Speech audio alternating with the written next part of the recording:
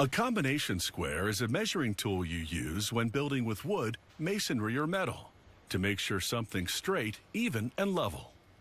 It's essentially a ruler with interchangeable sliding heads. The most basic head, called a square, measures 90 and 45-degree angles. This combination square comes with 3 heads.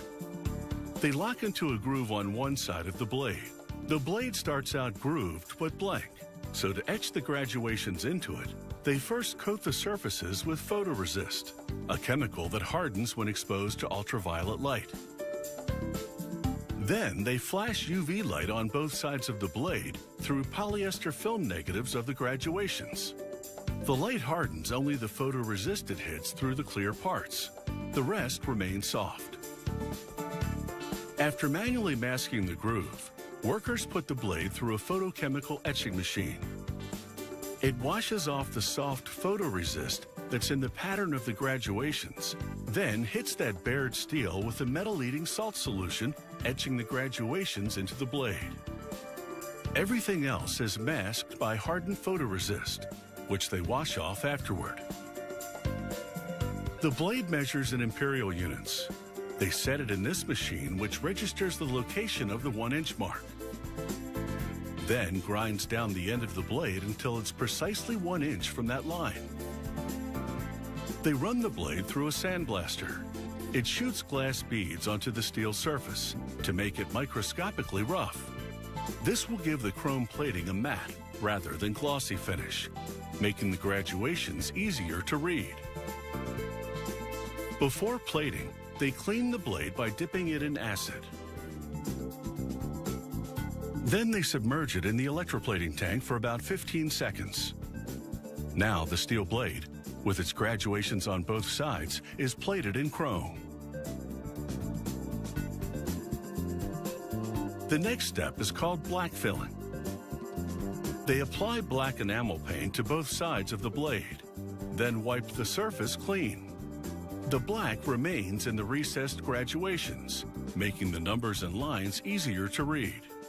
15 minutes in an oven to bake on the black fill, then a quality control inspection, and the blade is finished.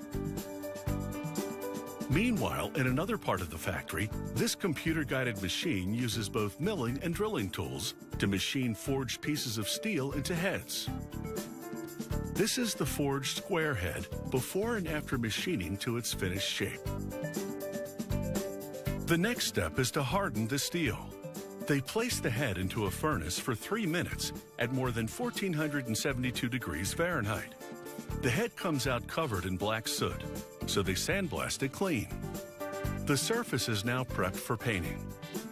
They apply powdered paint electrostatically, running a positive electrical charge to the head and a negative one to the paint. This draws the paint to the part like a magnet, coating the entire surface in an even layer. A 45-minute trip through an oven bakes on the paint. Then they mount the head on a computer-guided machine that grinds that paint off the head's angle-measuring surfaces. They install the head's bubble level. First, they insert a white paper background, which makes it easier to see the air bubble. Then they insert the glass vial containing the bubble floating in a glucose solution. A dab of plaster at both ends holds the vial in its designated slot. They assemble the lock bolt that holds the head in the blade's groove. They mount it with a spring and a washer to prevent the lock from rotating and secure it with a nut. Then they close up the bubble level slot with an end cap.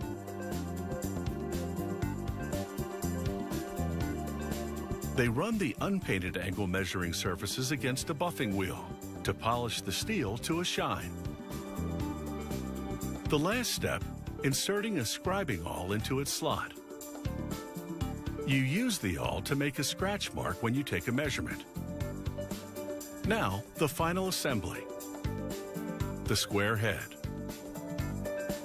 the protractor head, and the center head. All 3 come on the combination square, but when using the tool, you install only one at a time.